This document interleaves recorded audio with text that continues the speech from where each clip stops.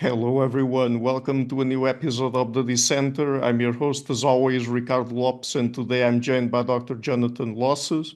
He is the William H. Danforth Distinguished University Professor at Washington University in St. Louis.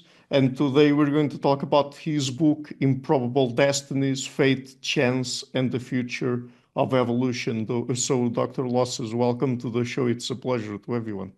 The pleasure is mine. Thank you, Ricardo.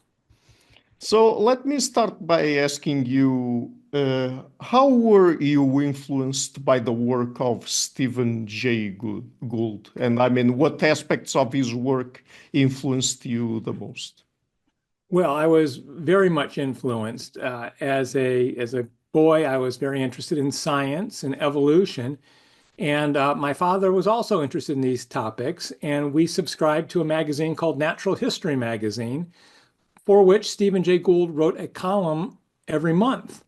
And his columns were extremely well written, and they were about matters of evolution. And many of his famous scientific ideas were discussed in these columns. So I grew up reading his ideas about the evolutionary process. Then I had the great fortune to take a class with him at university in my first year at college, where he basically talked about the same things as he did in his columns. The course was rather humbly titled The History of Earth and of Life. And it was just about his ideas of the evolutionary process and so on. And so in my formative years, I learned a lot about him. As for which particular ideas, I mean, it's hard to pick them out. His worldview about the importance of contingency and chance, about the importance of processes other than natural selection, guiding evolution, and so on. It was his whole worldview that I learned as I grew up. Now, I'm not saying that I subscribed to everything that he believed in, but it certainly had a great influence. Sure. And what were his main ideas about evolution? Well, he had a number of ideas. He's probably most famous for the theory called punctuated equilibrium, the idea that for long periods of time, a species would remain basically unchanged, and then it would change to a great deal over a short period of time, perhaps linked with the process of turning into a new species. So that was probably his most famous idea, but he also argued that we can't we can't interpret every feature we see in an organism as an adaptation, something sculpted by natural selection, that there are other processes that also can lead to evolutionary change. And he also argued that all of evolution did not occur at the level of selection on populations. Sometimes, well, for example, he might say, why are there so many species of rodents, several thousand, and so few of monotremes, the platypus and the echidna? And it might not have anything to do with rodents being more adaptable. It might be some other factor that just caused them to speciate more frequently. So those were a number of his scientific ideas. And apart from natural selection, which other mechanisms play a role in evolution? Well, the other mechanisms that play a role are things like gene flow, the exchange of genes between populations, uh, mutations, the extent to which mutations occur in some ways than others, inbreeding between populations, and I am blanking on one. There is one more that is just not popping into my head. Well, it'll come back to me. And then, of course, as the point I made a moment ago, in addition, evolution occurs not just due to the processes that work within a population, but in addition, they work at selection at other levels, at selection favoring some types of species over others, as I just mentioned a moment ago. The last process is genetic drift, which is an important one for Gould, that random changes that occur just for no selective reason, most frequent in small populations. What about the role of chance events, like, for example, the asteroid that led to the extinction of the dinosaurs and the later rise of the mammals? Well, that was an important idea that Gould championed, that that stuff happens basically that could change the direction of evolution, like the asteroid that hit Earth 66 million years ago that essentially wiped out the dinosaurs, except for the birds, and a lot of other creatures, and gave mammals their real chance to flourish. And that was just a happenstance. What if that asteroid had zoomed right past the planet without hitting Earth? We would be in a very different place today. So yes, Gould argued that what he called contingent events, unpredictable, not unpredictable contingent events could radically change the shape of evolution. What is convergent evolution, and does it go in any way against frameworks like Gould's, based more on unpredictability and non-repeatability? Well, convergent evolution is the phenomenon that occurs when two species independently evolve the same features. Yeah. And oftentimes it is the result of species adapting to the same environment in the same way. They're experiencing the same natural selection pressures and they evolve the same adaptation. So often it is taken as evidence of adaptive evolution. Some people have argued that convergent evolution is very common in the natural world, and that it goes against Gould's argument of the importance of happenstance and the unpredictability of evolution, because it indicates that in fact the same thing does happen repeatedly, and that in some sense one could predict, if convergent evolution is common, that a population experience a particular environment will evolve in a particular way. And how do we study the mechanisms behind evolution, like, as we mentioned earlier, natural selection, but also genetic flow, genetic drift, and so on? Well, there's two main approaches. One is to actually study populations and measure what's going on, measure whether natural selection is occurring, or measure the extent of gene flow between populations. And one of the things that we have realized as evolutionary biologists in the last few decades is that evolution can occur very rapidly. This is something that Charles Darwin thought did not happen. And it's amazing, Darwin was right about so many things for which there was no evidence in his day. He just figured it out. But this is one thing he got wrong. And that is, he thought that evolution proceeded extremely slowly, so slowly that it would take thousands of years to see any sign of it. And for that reason, Darwin never even proposed that you could try to study it as it occurred, because it would take too long. But we now know that's wrong, that when natural selection pressures are strong, when the environment changes or a population experiences a different environment, they can adapt very quickly. And what that means is that we can actually observe evolution as it happens over not just a human lifespan, sometimes a couple of years. So that is one approach to the study of evolution, is studying it in the here and now, see what's happening.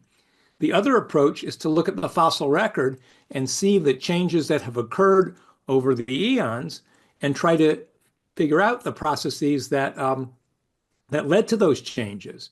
And so to some extent, in the here and now, we can study the process, and with the fossil record, we can see the pattern. And the real challenge is to connect the two, to take what we know about what goes on in short periods, and can we extrapolate or somehow apply that to understand what's gone over long periods of time.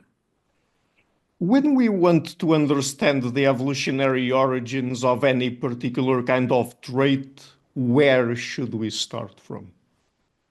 Well, probably the first place to look at is the fossil record, to see if we can see the record by which that trait has evolved, when it occurred, in what species, how often it occurred, and to get the historical record.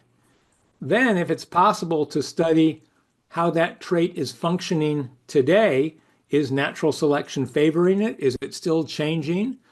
In a few cases, you can actually do experiments to try to simulate the evolutionary origin of that trait and to try to understand the processes that may have underlain that evolution. And what do you think of adaptationist approaches to evolutionary biology? I mean, since not all traits are adaptations. That's a great question, and that's a topic that has been debated for decades. That's certainly what Gould, one of the strong points that Gould made was arguing against the primacy of adaptationism as the explanation for evolutionary patterns. I have I have mixed feelings on this. On the one hand, I think it's no doubt that natural selection is the strongest evolutionary force. And so it is reasonable to ask when you see some feature, particularly an odd feature, to try to figure out how could natural selection have favored that? How could the evolution of this trait actually be beneficial to organisms? At the other hand, however, we need to recognize that adaptation and natural selection aren't the only processes, and there are other reasons that a trait might evolve. And particularly along those lines, it's important to remember that for natural selection to happen and to lead to evolutionary change, you need variation in a population. If all individuals had brown eyes, then evolution couldn't occur because there's no variation for natural selection to favor. So not until a mutation occurs and someone has blue eyes or green eyes, once there's variation, then evolution can occur. And the reason I emphasize this is that the production of variation is as important as what natural selection does with it. If certain types of variation are more likely to occur in a population due to mutations or whatever, then that may bias evolution in certain directions. Or conversely, if variation for a trait never appears, then it can't evolve. For example, people have tried to select individuals that are asymmetric on the left side or the right side of their body. They've done this a lot in fruit flies and in other organisms. Try to pick individuals that have longer left legs bigger wings on the left side of their body than the right side of their body. You just can't do it. And the reason is there is no gene for wings on the left side. There are just genes that affect the size of wings in general, both left side and right side. So there's no genetic variation that can be favored to cause left-winged fruit flies. Now you can get fruit flies that are more variable, but it's balanced. It's either left or right side. So the point is that the production of variation and the mechanisms underlying that can guide evolution as much as natural selection, or at least both of these processes are important. And the production of variation is something that isn't necessarily regulated by natural selection. So adaptation, in other words, is limited by the variation that can be produced. So, in studying evolution and gathering more evidence to support it, and also understanding how it works, how it plays out, tell us about experimental evolutionary science. What is it and how is it done? Well, when natural selection was first proposed as the mechanism of evolution by Darwin, excuse me, the idea didn't actually catch hold right away, that Darwin convinced much of the learned world that evolution had occurred, but the world was much less convinced that natural selection was the mechanism. And it wasn't until the early 1900s, about a century ago, that the field of genetics took off and people came to understand that natural selection was a powerful force.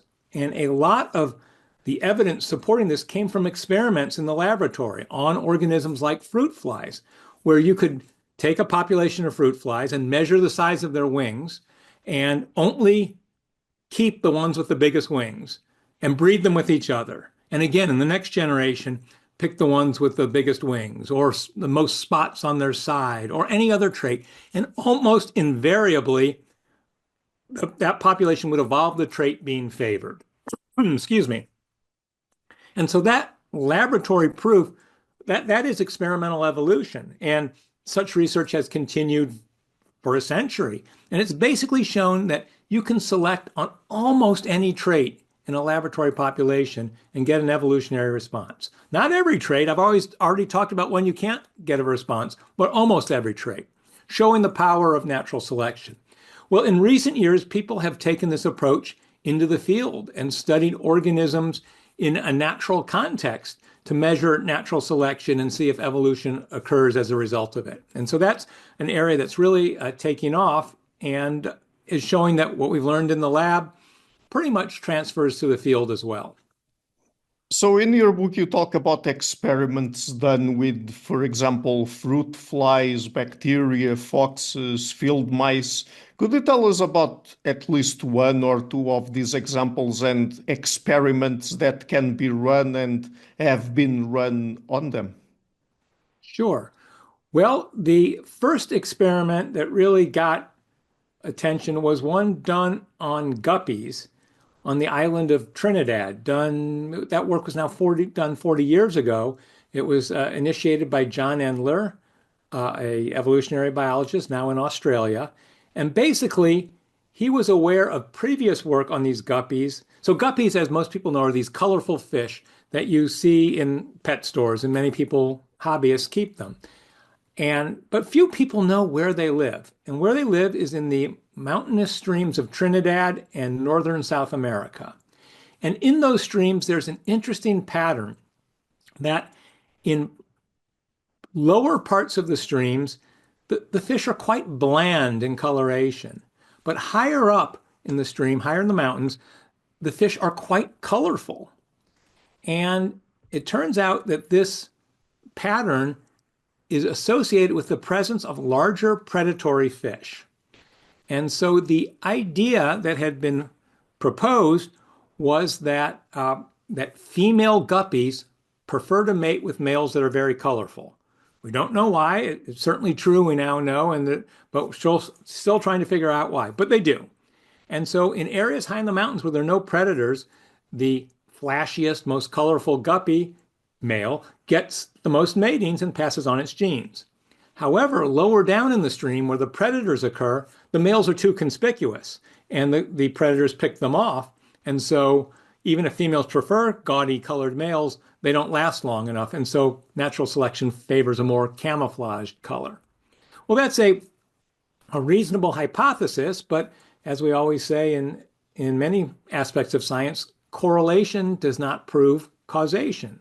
That's what experiments are for. Actually test whether the process we presume causes the correlation actually does. And so that is what Endler did. He took some guppies from a pool where there were predators, and they were bland guppies, and he just moved them slightly up the stream past a waterfall that the predators couldn't get past. And in fact, this pool was empty. So he put these bland guppies in the empty pool, no predators, and just watched them. And very quickly, after just a few years, the males had evolved to become quite colorful, just as predicted. And that experiment was then repeated in other pools in Trinidad, also in laboratory greenhouses and in little swimming pools. And the results are very consistent. And they demonstrated that predation is the selective pressure affecting coloration in guppies. And so that was a brilliant experimental program. I should say it's continued to this day, led particularly by David Resnick at University of California, Riverside, looking at many other features of the guppies and how predation affects its evolution. So that's probably the first really high-profile experimental work in evolution in nature. My own work with colleagues at the University of California, Davis, and elsewhere on the length of lizard legs was similar in scope. What we did is we worked in the Bahamas, where a very common lizard that I've spent my life studying, the brown anolis lizard, occurs. And the brown anole occurs almost everywhere, even on tiny little islands. And I mean, islands that are the size of a pitcher's mound. Well, small islands. That's the size of the infield on a baseball diamond, or the size of a basketball court, say. And you can find these little brown anoles. And this work was done in the Bahamas. And on many of the larger islands, there's a larger lizard that occurs only on the ground that eats smaller lizards. It's called the curly-tailed lizard. excuse me. Now, one more thing I need to tell you. Two more things I need to tell you. These types of lizards, I've spent my career studying them. There are 400 species of them throughout the Caribbean islands, Central and South America, very diverse group. And one feature that varies among different species is how long their legs are. And moreover, there's a relationship between how long their legs are and the size of the branches they use, because they're mostly up in the trees, although some come down to the ground. The lizards that occur on broad surfaces have long hind limbs. Ones that use narrow surfaces have short hind limbs. And we actually know functionally why that may be, that on a broad surface, like a big tree trunk, the longer your legs are, the faster you can run because you can take longer strides. But on narrow surfaces, long legs are a disadvantage because it's hard to grab the surface. And actually, shorter legs are more efficient. And so, for various reasons, it seemed that leg length in these lizards was an adaptation to using different surfaces. But again, as I mentioned a moment ago, correlation does not prove causation. The ideal thing to do would to do an experiment that make lizards use different surfaces and see if they adapt. And so what we did is we took these tiny islands that had the brown anoles, that had long legs. No, I'm sorry. I need to tell you one other thing. We found some islands that had no anoles at all, small islands that were empty of anoles. We now know the reason, and that is hurricanes come through every now and then. And because the islands are low lying, they just wipe everything off. But then if the lizards get there, which they do naturally colonize islands, they can establish a population and persist till the next hurricane. So what we did is we used these little islands as little test tubes, and we basically took the brown anoles and established them on these small populations. And I want to be clear here, the brown anoles are native to this area, that we took lizards that occurred 100 yards away on a bigger island. And so we're just simulating the natural process of colonization, which we've seen occur naturally. So we put the lizards on the islands, and then we introduced the curly-tailed lizard, also native to the area, also on the next island over, to half the islands, deciding randomly which islands got curly-tailed lizards and which ones didn't. And the reason we did that is that we expected that the brown anoles would use the ground a lot in the absence of curly-tailed lizards. But when we introduced these predators, which basically only use the ground, the lizards would move up into the bushes to get away from them. And moving up into the bushes, they would have to use the narrow surfaces because these were islands that didn't have very thick vegetation. And so the predators were a way of causing the lizards to change their habitat use. And the question is, once they're up in the bushes, using the narrow surfaces, would they evolve shorter legs? And the answer is yes, they did. We could measure natural selection. It was quite strong on limb length. And over relatively short periods of time, lizards did evolve shorter legs to use the narrow surfaces.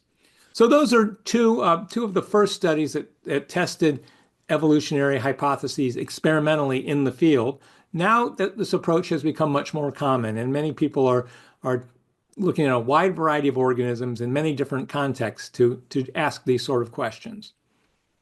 That's really fascinating. And what brings about variation in evolution? Is it simply mutation, or are there other factors? Well, mutation is the ultimate source of variation. And we know that it occurs, although any given mutation occurring in any individual is very uncommon, but given enough individuals in a population and enough years, mutations occur all the time. And so that is the ultimate source of variation. But another process I mentioned earlier is genetic exchange among populations, that a mutation may occur in one population, and then subsequently an individual from that population migrates to another population, bringing that variation with it. So gene flow in the moment is a much more potent force of variation than mutation, but mutation is where the variation comes from eventually or initially. Right. What factors play a role in speciation and the diversification of species? Well, this is a topic that has long been controversial, and the more we learn more, but there's still a lot of debate. But I would say the two main processes, and the question is how important each one is. First is isolation. Two populations that do not exchange genes, they can diverge for many reasons so that eventually they become different species. And by different species, I refer to the classic definition of a species being two populations that cannot successfully interbreed.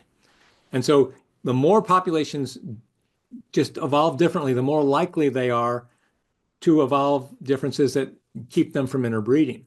Now, the other factor is natural selection, that we know that populations that adapt to different environments or adapt in different ways may evolve again so they can't interbreed, not because they're evolving necessarily for that reason, but just a consequence of different adaptations. So those are the two main factors. The real debate that occurs is, do you need isolation if natural selection is favoring two different types in the same population, can they evolve into different species without being isolated? Or will the genetic exchange between them prevent them from diverging? And that's a topic that has been controversial for half a century, and the debate still continues. I understand. And how fast can evolutionary change occur? Do we really need, I don't know, thousands of years, tens of thousands, hundreds of thousands of years for evolutionary change to occur? Well, no, certainly not for adaptive change. We've seen that can occur in years. Depends on the generation length of the organism. It's going to be faster in fruit flies and elephants but evolution can occur very rapidly. Speciation, one species turning into another or one species splitting into two species, takes longer. Occasionally it can occur pretty quickly, but in most cases it's a longer process. How predictable is evolution? I mean, to what extent can we predict evolution? That is another controversial question. You are full of controversial questions. It depends in part on the scale of what you're asking. If you put as I've told you, experiments in the laboratory with fruit flies or other organisms, if you select on some trait, you can usually get a change in that trait, and usually one you could predict. If you select for larger wings will evolve. Now, if you try to say how the larger wings will evolve, that can be less predictable. Is it that they evolve? Well, you would have to talk about the structure of the wing, but there are different ways that a wing can be large. And can you predict, if you just select on larger wings, can you predict how the larger wings will be constructed? Maybe not so much. So there's a lot of wiggle room. And even in the short term, the details of how evolution occurs, and over longer periods or more substantial changes, this is the argument that Gould and people like him would argue, no, you can't predict it. Unexpected things will happen. Asteroids will hit. A major mutation you couldn't predict will occur that will send evolution in a different direction. Other people argue that no, there are best solutions to problems posed by the environment, and that populations will find those best solutions. They would argue there might be a best way to build a large fruit fly wing, and populations will evolve that best way. And this is the debate between Gould and his detractors. Mm-hmm. Are the life forms we find on Earth mostly inevitabilities, or are they mostly evolutionary flukes? Well, that gets to the heart of the question. That Gould was famous in his fabulous book that laid out his ideas. It was a book for the general public that I highly recommend to everyone, called Wonderful Life. He said something to the effect of, if we could rewind the tape of life. This is a metaphor that increasingly, as tapes no longer exist, no one understands it. But if you could go back in time and start again, would you get the same outcome? And in particular, he says, would humans have evolved? And his answer was absolutely not. All kinds of random things happen. asteroids and ice ages, and well, just random things that could send evolution in a different direction. And so the particular path that evolution occurred is unpredictable. Now, there are other people influenced by the ubiquity of convergent evolution who take the opposite view. They argue that there are best solutions that natural selection drives for, and the human form is one of those best solutions. And so they argue that the evolution, perhaps not of humans exactly like us, but of human-like organisms, was inevitable. And in fact, there is a very fun example of this that someone has suggested, a guy named Simon Conway Morris, a very prominent paleontologist from England. A different paleontologist years ago pointed out that through time, brain size tended to increase. If you just looked at the brains of the first vertebrates 500 million years ago and just plotted brain size through time, there has been an increase. And this was true even in the age of dinosaurs, as dinosaurs evolved from their origin 240 million years ago till they disappeared, the brain size got bigger. And it turns out that this paleontologist discovered a type of dinosaur very similar to Velociraptor, the famous raptor from the Jurassic Park movies, that had the largest brain relative to body size of any dinosaur that existed. It occurred right before the asteroid hit. And if you think about Velociraptor and its relatives, here's an animal that walked on two hind legs. It had grasping hands. Remember in the first Jurassic Park movie, it turns the doorknob, and had a big brain with eyes forward, kind of like us. And so what this paleontologist had suggested was that dinosaurs were on the way to producing a humanoid type, very intelligent organism. And he even sketched out how that evolution might have proceeded. Very fanciful. I mean, a fun idea. Well, Simon Conway Morris has cited this as evidence that if the asteroid had not hit Earth, then mammals would not have flourished. Us, mammal humans, would not have evolved, but something like us would have evolved from dinosaurs. And so he was arguing that the evolution of a human-like organism was inevitable. So that's the debate. Gould would have said, nope, we're just a lucky fluke. And if things had happened differently, if that asteroid hadn't hit Earth, humans or nothing like us would ever have appeared. Simon Morris argues we're inevitable. Now, I think that most people would lean more to Gould's side on this than Conway Morris's, but not everyone. And many people would be in the middle on this debate. Now, I haven't even answered your question yet. And that question is, what about life on other planets? I think that's what you were asking. Were you asking that? Should I address that question? I mean, before we get to that, because I also have that question here to ask you, let me just ask another kind of question. So, I mean, this is something that you mentioned related to Gould's work, but then if we replayed life's tape again, should we expect the same results or not? Well, it depends on how deterministic. So Gould would say no.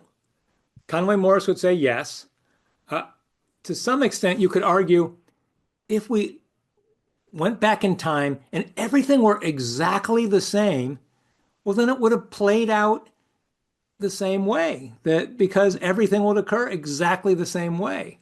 The raindrops would have fallen in the same way, the comets would have hit the planet or not, and so on, the asteroids. And there's a long philosophical debate on this topic. There are some people who would argue that there is truly indeterminacy in life, that at the quantum mechanic level, where an electron is and so on is indeterminate. So that if you went back in time and started up again, that source of indeterminacy might lead the events that occur through time to be different. And so the possibility that something different could happen does exist, that the asteroid would miss Earth instead of hitting, or other events would be at least subtly different. So that suggests that there is a scope, because if the events were deterministic, then of course life would have to follow the same path if every atom was in the same place. But if that's not the case, there is the possibility for evolution taking different courses, and Gould would argue that it would. Conway Morris would argue, no, that wouldn't matter because natural selection, the favored types would remain the same, the favored solutions to the problems posed by the environment. And is it possible for us to ever be certain of the correct answer there? Well, yes and no. The interesting thing about this is Gould idea. Let's go back in time, replay the tape. He then said, but of course that's impossible. This is just a Gedanken experiment, a German word. This is just a thought experiment. But in fact, people have come up with two ways of testing Gould's idea. One is to look at convergent evolution, at the fossil record, and consider the evolution and consider different species experiencing the same environment to sort of be like replaying the tape. If they're experiencing the same environment, do they evolve in the same way? That's one way. Of course, it's a little indirect. The other way is some fabulous laboratory evolution experiments where people have taken populations of microbes, such as E. coli, and taken genetically identical populations and split them into multiple subpopulations. So they start out completely identical, and then you put them in a new environment, not one they're adapted to, and you ask, do these initially identical populations experiencing the same environment, absolutely the same, as much as we can control it in a lab environment, do they evolve in the same way? And one of the greatest experiments in the history of science was the first to do this. It was a project by a researcher named Richard Lenski at Michigan State University and many colleagues, where they did exactly what I described. And what's fabulous about this experiment is it has continued now for more than 30 years. Yes, more than 30 years. And so they've been able to follow evolution in these microbes for, I think, now over 80,000 generations for 12 populations. Again, they started all identical. They've been exposed to the same environment, but they've evolved independently. And the results have been spectacular. What they've found is that as a generality, they have evolved in the same way in many respects. But in a few key ways, they have not. And there have been one particular major adaptation that evolved in only one of the 12 populations. It evolved at about 30,000 generations.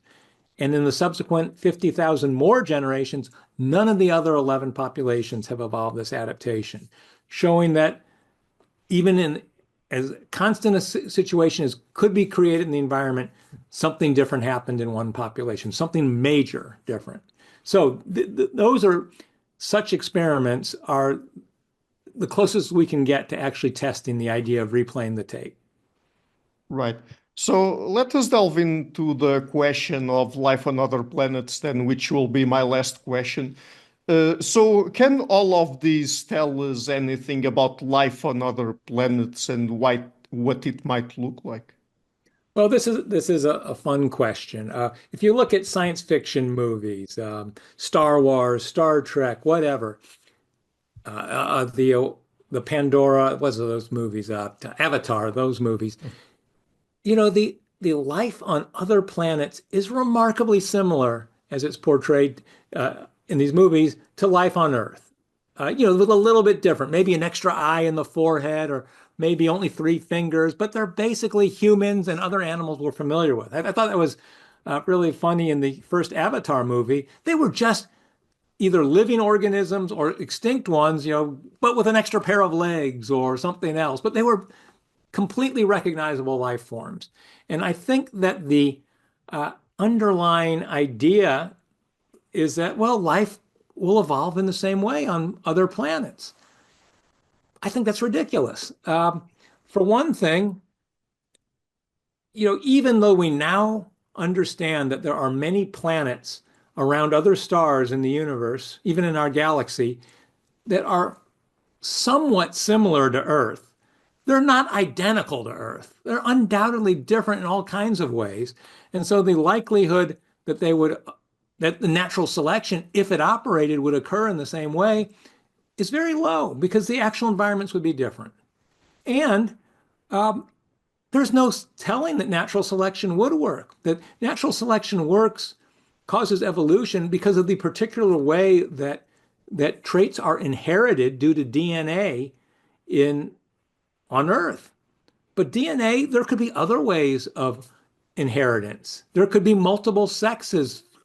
I know this is a controversial topic, but there could be multiple sexes that all have to unite to reproduce, more than the sperm and the egg.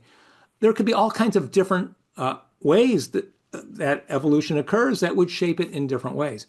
And frankly, I think that much of the research, when we go to Mars or whatever to try to detect life, it's detecting life by signs that indicate life on Earth. And I think there's a little bit of a lack of imagination in failing to investigate whether life could be based on something other than carbon atoms or take different forms.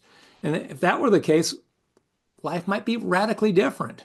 I like the minority of science fiction films in which life on other planets is, completely unlike life on our planet. And I personally think that's much more likely. And there are some people who are researching this sort of idea. The problem is, if life has occurred in some different way, we may not even be able to recognize it. We might not know what to look for and may not recognize it when we see it.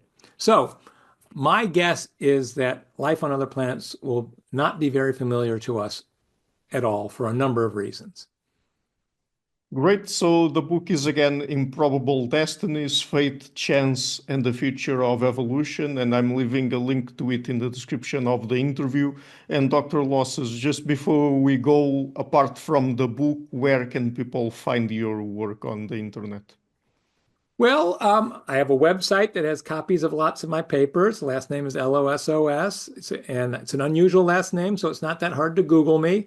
That's probably the best way, or go to Google Scholar, or just Google my name, and a lot of my research will come up. Okay, great. So thank you so much for taking the time to come on the show. It's been a real pleasure to talk with you. Yes, it's been wonderful. Thanks so much for the invitation. Hi guys, thank you for watching this interview until the end. If you liked it, please share it, leave a like and hit the subscription button. This show is brought to you by Enlights, learning and development done differently. Check their website at enlights.com, and also please consider supporting the show on Patreon or PayPal.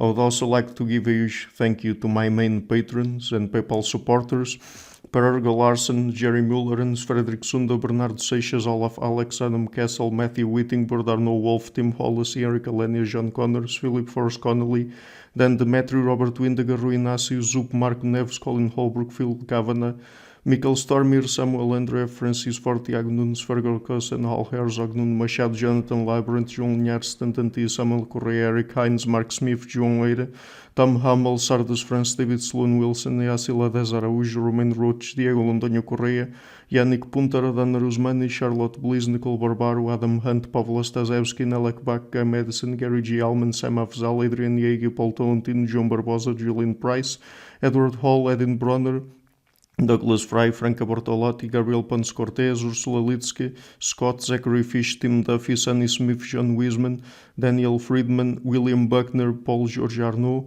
Luke Lowacki, Georgios Theophanes, Chris Williamson, Peter Wolozin, David Williams, Diogo Costa, Anton Erickson, Charles de Moray, Alex Shaw, Maury Martinez, Coralie Chevalier, Bangalore Atheists, Larry Dealey Jr., Old Erringbone, Sterry, Michael Bailey, Dan Sperber, Robert Grassi, Igor N., Jeff McMahon, Jake Zool, Barnabas Radix, Mark Campbell, Thomas Dovner, Luke Nissen, Chris Story, Kimberly Johnson, Benjamin Galbert, Jessica Nowicki, Linda Brandon, Nicholas Carlson, Ismail Benzliman, George Coriatis, Valentin Steinman, Per Crowley, Kate Van Goller, Alexander Hubbard, Liam Dunaway, BR, Masood Ali Mohammadi, Perpendicular, Jonas Hertner, Ursula Goodenough, Gregory Hastings, David Pinsoff, Sean Nelson, Mike Lavigne, and Dios Necht, A special thanks to my producers Isar Webb, Jim Frank, Lucas Stafiniak, Tom Vanagdam, Bernard Ugnik, Curtis Dixon, Benedict Mueller, Thomas Trumbull,